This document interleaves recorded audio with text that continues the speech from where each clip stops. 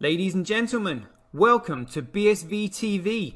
I'm your host Satoshi, and on this show we'll be defending the one and only, truly genuine Bitcoin.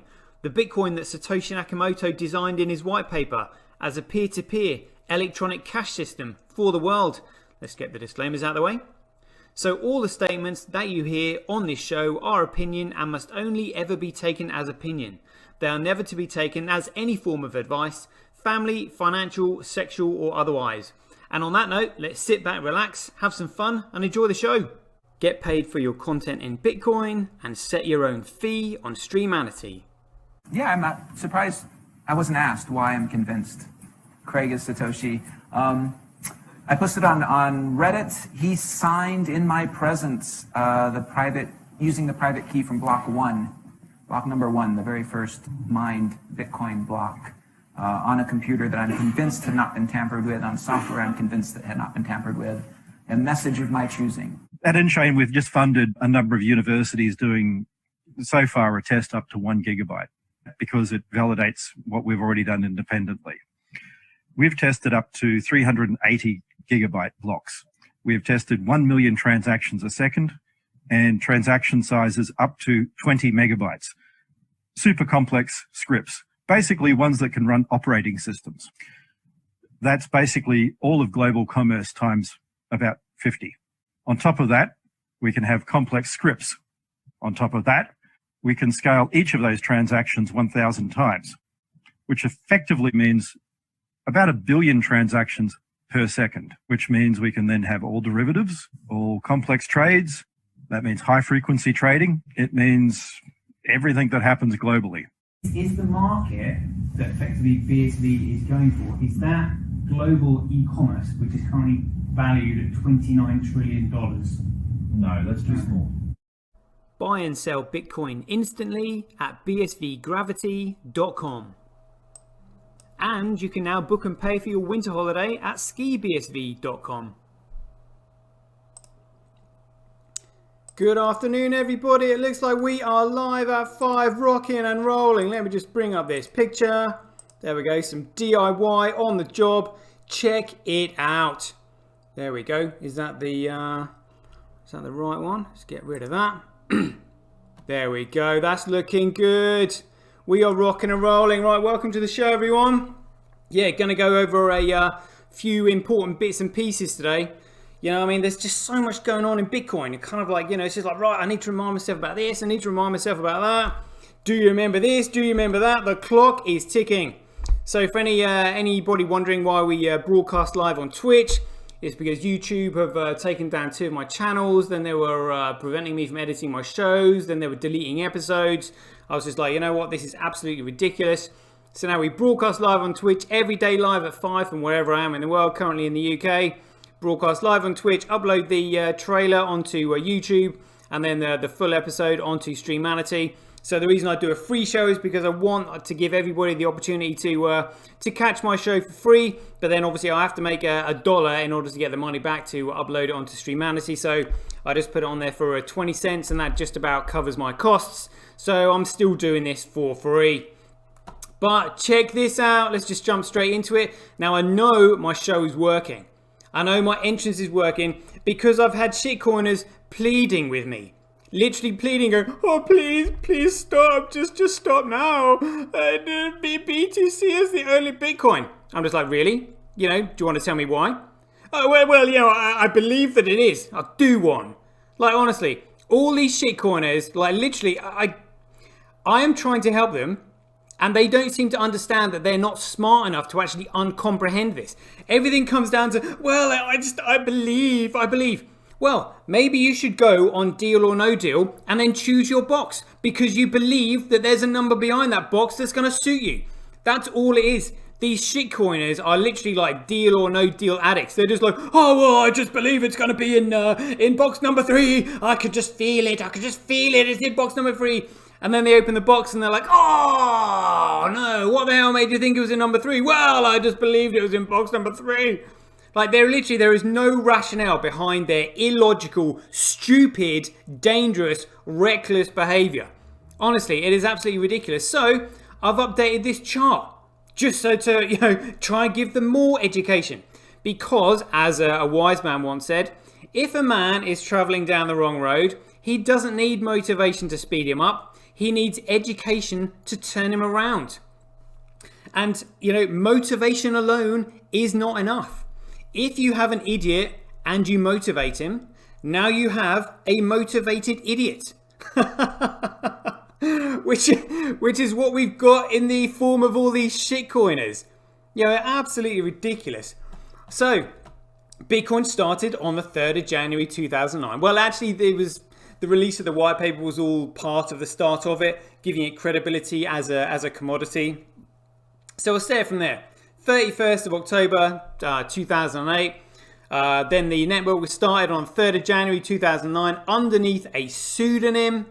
And then Bitcoin just grew naturally. Satoshi stepped away from the project, obviously all part of solving the paradox of the centralized starting point that none of these shitcoiners understand, that is absolutely essential to making it a commodity money. A commodity being something that is common to everyone, not a security that has its value secured to the single central source that issued it, like Ripple and XRP and Tron and Neo and Stellar.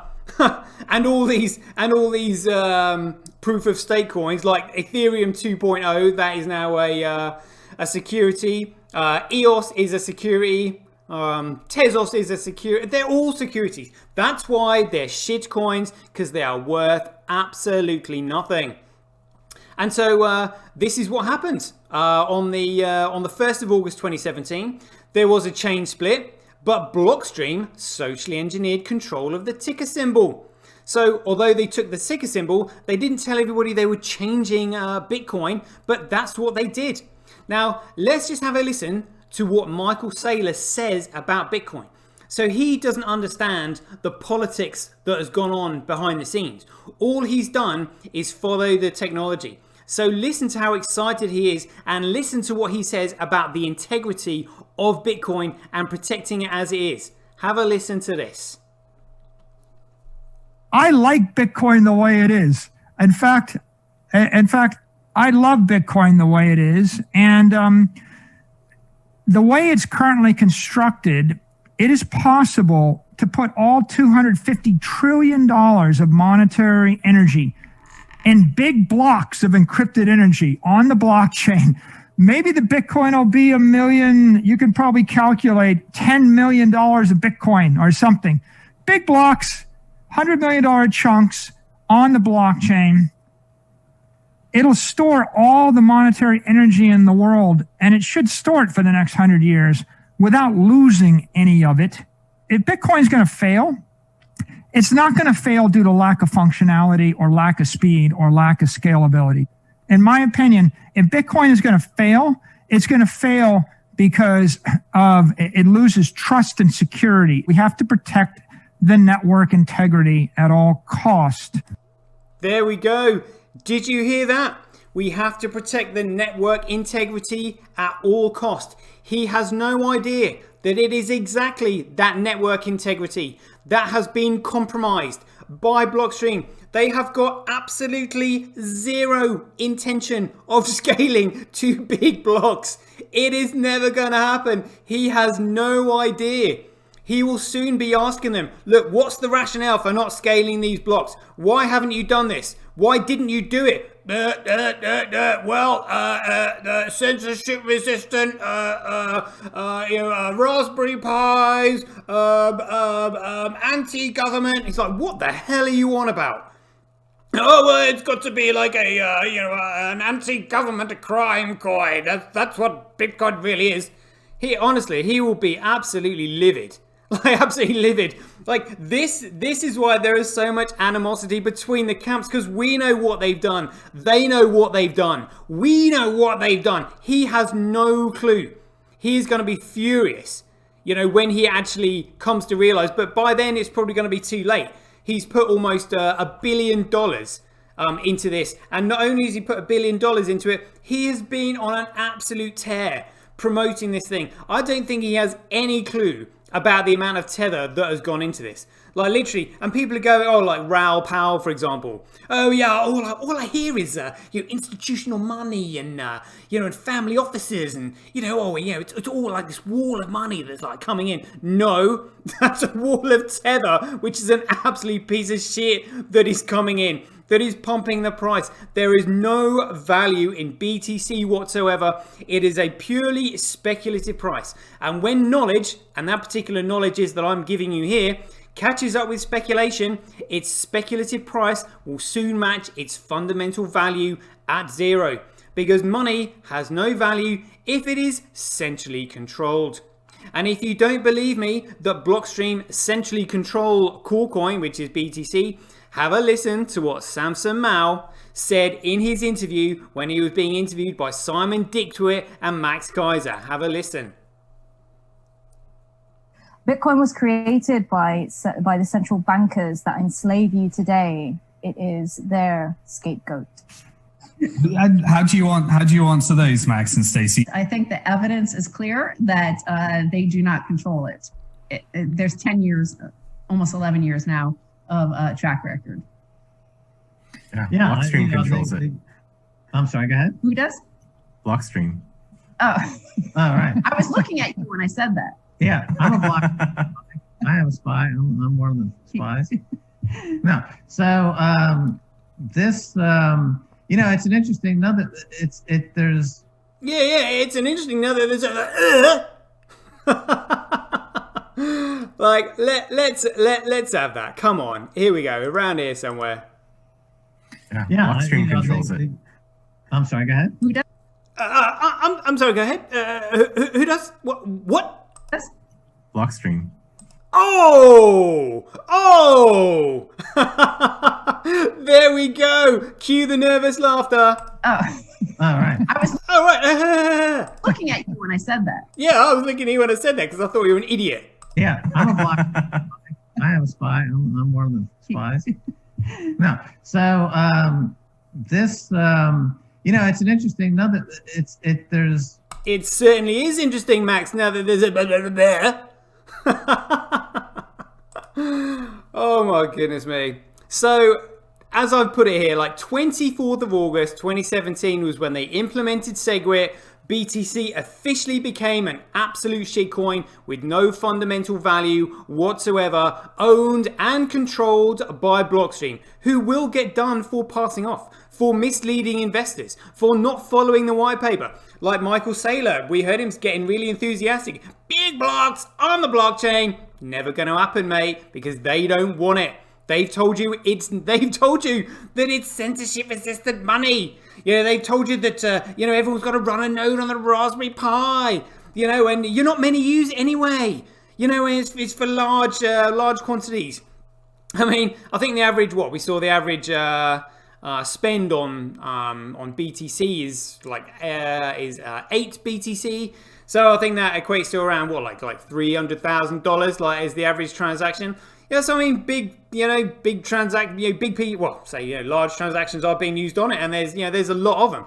But it just simply goes to show you the demand for it. That's large transactions. How big is the demand going to be for microtransactions? Like absolutely massive, absolutely massive. Anyone can do big transactions, for a fee. There's nothing special about that. However, microtransactions is a completely different ball game, because microtransactions can then be used for things like voting and putting voting on the blockchain where the votes cannot be tampered with. They cannot be disputed. It is there on the blockchain as a universal source of truth forever. That's how it's going to work. And that is Bitcoin. So then we got Roger Ver and his crony mates. Well, they tried to tamper with the signatures as well. Hence, Schnorr signatures. Now, the chain split on the 15th of November 2018. And by the 15th of May 2019, Roger Ver and his mates had implemented Schnorr signatures. Now, Schnorr signatures hide transactions. They basically make it illegal, which means that neither global trade or international commerce will ever be able to use it, which means it has been restricted to a closed market. And when it's a closed market, because a medium of exchange is a tool that enables, encourages, and accelerates the facilitation of trade, it is competitive by nature. These coins that are a closed market will be phased out. They will go to zero, and very quickly. And if you don't believe me that they've tampered with Bitcoin to make it non-regulatory compliant, have a listen to what Roger Ver said in his interview. He sounded really enthusiastic about it. I have a question here from Satoshi, defender of Bitcoin. He said, if a cryptocurrency is anonymous, like BCH, I don't think BCH is anonymous, but maybe there is something. Check out cashfusion.com and you combine that with reusable payment codes and you get Bitcoin Cash in the same sort of ballpark of privacy as Monero. It's really awesome. So you can check out Cashfusion. And I always get it wrong. I think it's .com, but it might be .org. So you can check both. Cashfusion.com. Thanks, Roger. I will, because you've just turned that into the biggest piece of shit going. Well, collectively, because BTC is also a piece of shit. Okay, awesome. So BCH, maybe using Cashfusion and XMR. Classic shitcoiners going, oh yeah, awesome. No. If they're anonymous, how can a business get legal recourse against a supplier if the supplier defaults and no proof on the transaction exists because anon? Yeah, I mean, is that not a sensible question? How are you going to get legal recourse if you've paid a supplier and you're a business? Because that would have been a huge amount of your costs. How are you going to get it back? Yeah, if you want your cryptocurrency to be perfectly legal for everything all the time, just go use your Visa card. Just go use your PayPal. I will, because it'll be safer that way, because in a business, I cannot afford to have my money stolen from me, especially from a supplier. I need legal recourse because otherwise my business will go bust. Right? What do you need a cryptocurrency for? You can do all of it with a centralized, fully legal and fully compliant payment platform, right? We need a commodity money, Roger. It is the fiat currencies. It is the constant inflating of these fiat currencies that destroy civilizations and empires. And as we know, you know, as an empire is about to collapse, its currency gets debased. And in the form of fiat currency, that debasement comes in the form of massive hyperinflation. Just like we've witnessed in Zimbabwe. People were taking the piss out of like the $1 trillion Zimbabwe dollars. Well, look at what's happening to the US dollar right now. More money, more of this fiat crap has been printed in the last 6 months than in the last 200 years. And what that means is that it's driving the value of money into the ground, which means costs are going up. And when costs are going up, it means that businesses somehow have to cover those costs somehow. And it's a bit hard to cover those costs when you're using a medium of exchange to conduct business that's constantly going down in value. Which means that eventually businesses, unless they expand and expand and expand, which is a dangerous game, they will just simply go bust. Because there is only so far that you can increase your cost before customers will be like, well, I'm not buying that. It's not really worth it. And there's only so much you can cut costs by before you don't have a business left. This is why we need a money that functions for the entire world. So go use PayPal.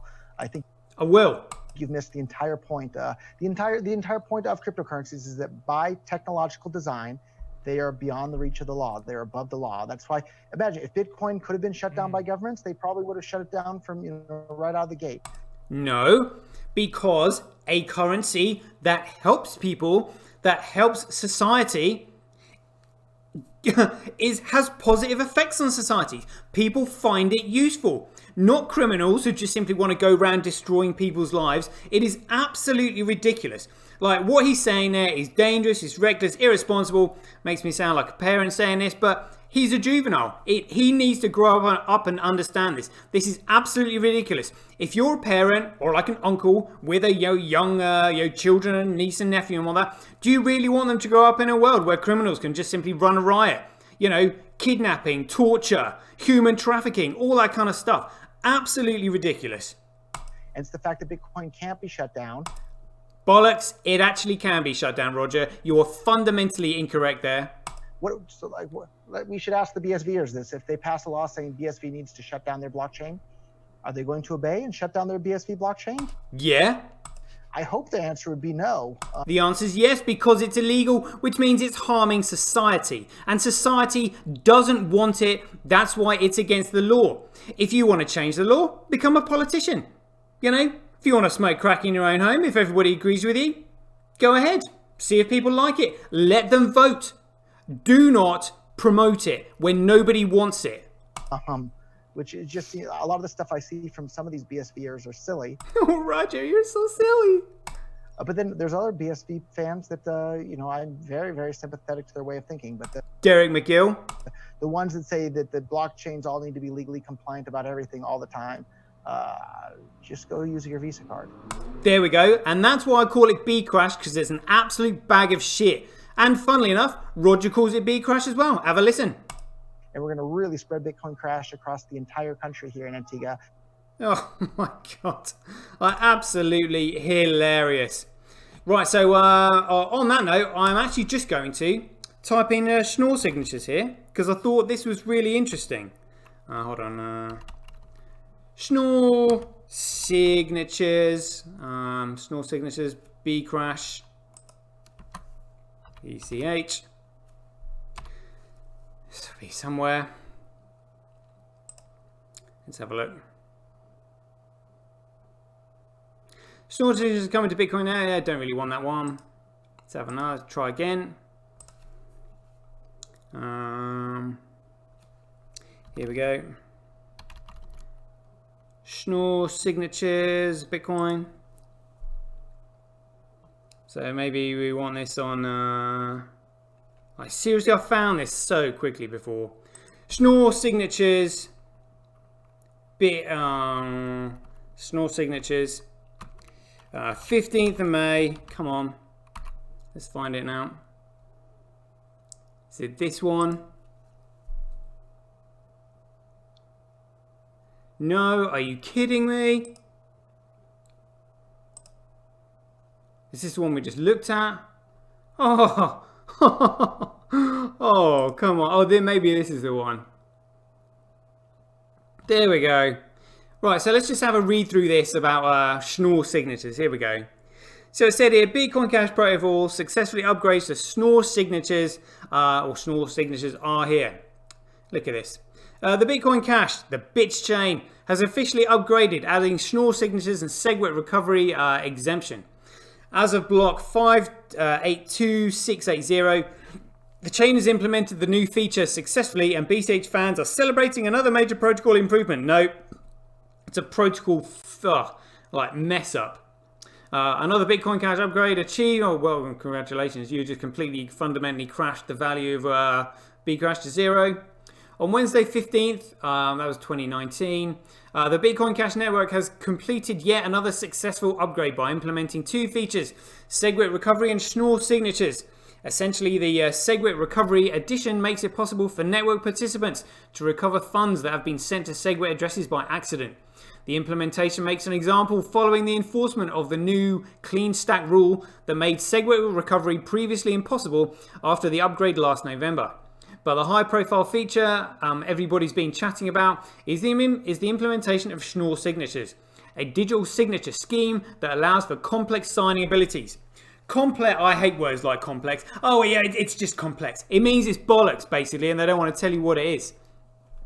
The signature scheme was invented by Klaus Schnorr, and cryptocurrency developers have been looking into adding the scheme for years, but it was patented. Now that patent has expired, Bcrash developers ran with the idea and decided to add the preliminary basics of Schnorr signatures to the main chain.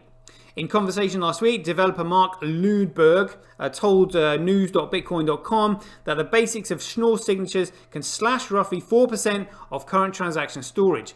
In the future, after another Schnorr-related upgrade, the scheme could provide for a public signature aggregation and more complex sign-to-contract concepts. Further Schnorr-related improvements can provide multiple parties with the ability to transact with simple multi-party aggregation schemes. Again, multi-party aggregation, that means kind of like combining with them, mixing effectively. Because Schnorr signatures are only 64 megabytes in contrast to the traditional 70 bytes used by ECDSA signatures. Initially, people can take advantage of the 4% savings in regard to blockchain storage and bandwidth. But with further upgrades and the implementation of public signature aggregation, the entire network's scaling abilities could be enhanced by reducing the blockchain storage and bandwidth by at least 20 to 25%. When Schnorr is combined with concepts like pay-to-public key hash. Addresses and the recently added check sig. Other benefits can be added to transactions like privacy. That means anonymous or anonymity, because these boys are a bunch of absolute douchebags. And decisions-based smart contracts. As of today, after the initial implementation of BCH developers will be able to build payment channels hidden as ordinary payments. There we go. Absolute bullshit, fundamentally worth absolutely nothing. Like hidden channels. This is just so ridiculous. So they give you all this blurb at the beginning, and people probably only maybe read like 3/4 of the article. Oh, well, that sounds really good. Yeah. P2P key HO and OBSIG verify. Oh, but then you can hide ordinary payments. Oh, what? So you can make it non-regulatory compliant? Well done, boys. Atomic swaps, hidden as ordinary payments. Misguiding misguiding ordinary payments, giving them wrong information about it. Absolutely ridiculous. Lightning style payment channels that work too, if desired, like off-chain, yeah, like they're really valuable because the data isn't safe. And secure chains of unconfirmed transactions involving multiple parties, like layer 2. Absolute bollocks. Absolute bollocks. But I mean, how would you know this if you didn't actually know your stuff? But I read that straight away and I'm just like, oh my god, what an absolute load of shit that is. So after the upgrade, the Bitcoin Cash community and developers celebrated the achievement, because they would do, because they're a bunch of shitcoiners with shit for brains. And programmers like Gabriel Cardona and Mark Ludberg processed the first Schnorr signature transaction on the main network. As of 12:10 p.m. Eastern Standard Time, there's been 23 blocks processed under the new consensus rules, which made Bitcoin a complete piece of shit. A few hours earlier, however, it seemed an unknown entity attempt to exploit the chain with invalid transactions, which affected numerous Bitcoin ABC clients. A patch was then added to fix the issue within the client after being submitted by Anne-Marie Sachet and reviewed by ABC developer Jason Cox. Developers have said that the exploit had obviously nothing to do with the consensus upgrade itself, and the mining pools were notified of the mining bug immediately. While waiting for the patch, pools mined a succession of empty blocks until a block height 582697, and the chain began processing blocks normally. The community is thrilled to see yet another successful upgrade. Yeah, because they're a bunch of shit coiners. Oh yeah, we can't wait to see our coin turn to a load of shit. Let's celebrate that. And is pleased the additional added features will enhance the path towards providing a better peer-to-peer electronic cash system on the planet. What an absolute load of shit. It's not a cash system. It's utterly it's regulatory incompliant. It's illegal. Absolutely insane. It is a privately controlled network worth absolutely nothing. If you want to learn more about Schnorr signatures, now I've heard enough, thanks. Check out the explainers below from two prominent BCH developers. No, it's absolute shite. Utter shite. I've nothing but complete contempt for these complete morons, like honestly. Oh my god. So anyway, yeah, talking about morons and stuff, let's just remind ourselves quickly for any newbies who are watching this. So, this is why all the coins on the market are complete shitcoins. Oh, shout out to Sylvain Coutier in there. Hope you're learning from this, mate. There is only going to be one. All these coins are complete shitcoins. Proof of stake is centralized. ERC20 tokens that run on proof of stake are centralized. Pre-mined is centralized. They are absolutely and utterly fundamentally worthless. And all these crime coins that have basically tried to knock off Bitcoin, again, totally centralized. The only one that didn't try to be illegal was Litecoin, and Charlie Lee exit scammed the shit out of it because he created it and therefore he knew it was an effing joke. And let's have a listen to what Charlie Lee says about his own creation. You created Litecoin, right? So this has to be something like you're incredibly passionate about. Yeah, as most of you probably know, I kind of created it just for fun, right? I didn't really expect it to become anything. No, I didn't know that, Charlie, but thanks for telling me now after I put my money in, is what investors are going to be like. Oh my god. So anyway, got a few things to go through later on, but let's have a quick look at these figures, because I haven't seen these today yet. Ooh, price is coming down, nice. That's what I want. I've got some money coming. So we've got Bitcoin 0.8% of the hash rate, network nodes 2.1%, transactions 35.6%, and block size 31%. Let's just spot the biggest block on Bcrash. Oh, they got a 3.1 megabyte block. Mined by Binance, a total shitcoin enterprise. They'll be hard pushed to top that. Again, they've just simply got a promo coming on at the moment. I have to remind myself to play that. And then look at this. Michael Saylor says, big blocks on the blockchain. Yeah, mate. So I think the biggest one that we can see there, I've seen a 1.5, a 1.7. That is it, buddy. That $1 billion you put in, you're going to lose the lot. Literally the lot. Oh my god. So let's just play spot the biggest block on Bitcoin. Again, we've got a 6.1 megabyte block. Again, smashing the other shitcoin. Oh, a 7 megabyte one by Tau. Yeah, I mean, it's looking pretty good. Just have a look at these graphs. Yeah, Bitcoin hash rate by network again. Just simply that price follows value that follows utility. Well, actually, let's work this backwards. So the hash rate, first of all, we have utility because value follows utility, price follows value, and then price can then be measured against other goods and services when it can be used as a medium of exchange to conduct business, trade, where you can create and be useful in society, not pumping and dumping the shit out of it. Proof of work by network, again, Coolcoin Bcrash will just simply stop overnight. Hash rate Bcrash versus Bitcoin. Proof of work Bcrash versus Bitcoin. It's 36,000 times cheaper to transact on Bitcoin than Coolcoin because Coolcoin's an absolute piece of shit. But it is 10% more profitable to mine on Coolcoin. Again, shitcoin enterprise is going to be attracted to it like flies on shit. Yes, indeed. So daily average Bitcoin block size by network. Ooh. See, look, I mean, Bcrash from being in the dumps all these years. But again, this is a pump. It is not going anywhere because these boys are absolutely clueless about the fundamental value of what Bitcoin really is and where it gets its value from. Transactions by network, again, they're trying. It's a pump. Transactions per block, again, you know, coming up, but it's a pump. Like Coolcoin win on that one. Fees USD, Bitcoin absolutely smashing it. I mean, that tells you the health of the network in comparison to Bcrash there. Fees Satoshis, Bitcoin smashing it. Block reward ratio by network, again, like I said, that just simply, price follows value, which follows utility. So that'll come in time. Blockchain growth by network, laughing at Bcrash there, absolutely hilarious. So this is the important bit. This is global hash rate. 7 days. Again, the 3 Mac Daddies at the top. F2 pool in BTC.com, which is what we're used to seeing. Followed by the 2 shitcoin enterprises, Binance and A.N.N.E. pool. Oh, come on, Coin Dance. Come on, come on. Let's get back to where we were now. Here we go. So yeah, kind of regular there. And then let's have a look at global hash rate 24 hours. Binance turning it up today, really wanting it. F2 pool being pushed down to 4th. What's going on? What is going on? Alright.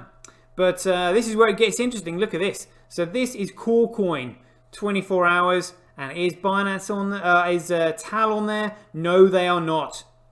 They know what is coming. So even though it's 10% more profitable to mine on Coolcoin, they still refuse to do it. Again, I mean, like Bcrash, I don't know why Huobi's on there, but Huobi was macking it hard on Bitcoin like earlier. But this is Bitcoin. Look, Tau turning up the heat, taking it to Huobi. I mean, Huobi must be like a huge mining operation to have that amount of hash rate. But I'd love to know how big other mining pools really are. You know, taking a back seat on all this. But it looks like we've got the Mac Daddies on here. BTC.com pool in an F2 pool. All gesturing on there. Good to see SV Pool on there as well. Playing their hands. Nice, nice, nice, nice, nice. But that to me suggests that Tal are preparing. They know. And we'll come on to that in just a minute. So let's just have a look at this chain working live in front of our very eyes. Here we go. So again, for any newbies watching this, these vertical rectangular blocks at the top are transactions being recognized by the nodes on the network. Below that are the organizations generating those transactions. Wait, whoa, look at this. Suddenly gone to 10 transactions per second out of nowhere. Boom. But again, we know the network can deal with all of that. Then we've got the transaction ID, the input, the output, the type, and the op return. Then once the transactions are recognized by the nodes on the network, they're thrown into the meme pool, which is where they are competed for by the miners and payment processors in order to put them in a block, win the block reward, which is the Coinbase of currently 6.25 Bitcoin. And you can see the blocks being put on the blockchain down here. So if we scroll over this 7 megabyte block, in the highlighted block below, we can see the hash number, the height, who it was mined by, size, time, date, transaction count, and total fees in the block. And as we know, as we can see here, total fees in that block are currently $5.79. However, it is anticipated that the total fees in the block will surpass the block reward in Q1 2021, which is this year. Very exciting times coming on that. But let's just remind ourselves quickly. Gonna have a look at this. Image that we bring up. That's the one we want. Yeah, look at this. So this was presented at CoinGeek Live by Tao. And look at this. So look at that volume of transactions expected. Absolutely huge, which is why the chain has been scaling massively. And we'll come on to more of that in a moment. But let's just have a quick look at BitInfo charts. Again, this is just for newbies watching this. It's quite interesting. You've got various metrics you can see here. Keep an eye on action. Transactions last 24 hours. Because Bitcoin, which is BSV, is going to start absolutely smashing this sooner or later. Then you've got the rich list, so you can have a look at all the shitcoin wallets and Bitcoin wallets, see how many are each, and find out where you are. But if you go to BitInfo charts, you can see all the shitcoins they've got listed here. And then you scroll over some of these highlighted variables on the left-hand side. So we'll go transactions last 24 hours. See the volume of the transactions on chain. We'll take Doge out because that's an absolute joke. We'll obviously add Bitcoin, which is BSV. And then we'll add Bcrash for lulz. And then we'll go to log. And in 3 years. And look at that. This is strength. This is utility. This is fundamental value. This is understanding. This is education. If you're an investor, you'd be like, oh, right, well, number go up. What number is that? Well, it's not the number that all these shitcoiners keep pleading me with. Like, oh, yeah, BTC is Bitcoin because number go up. So, do you know where that number's coming from? Have you seen the amount of tether that's been flooding in? Honestly, it's an absolute joke. So I can say, I've been going for 37 minutes. Right, we'll leave it there for the trailer. That will do. So let's just jump into some of these videos. Right, guys, we'll leave it there. So, it's just open up there. Yes, lovely. Yes, we'll leave it there. And as ever, I hope you enjoyed the show. And be aware, take care, stay safe out there. Joy given. Same time tomorrow. Catch you later. Get your tweet etched on Twitch. Forever on the Bitcoin blockchain. Do it today at www.jointwitch.com. BuyBSV.live, the best place to buy Bitcoin SV online. Get paid for your content in Bitcoin and watch the full episode on Streamanity for just 20 cents. Go to www.satoshi.tv. See the link in the description below. Bitcoin, one world, one chain. Yeah! One vision.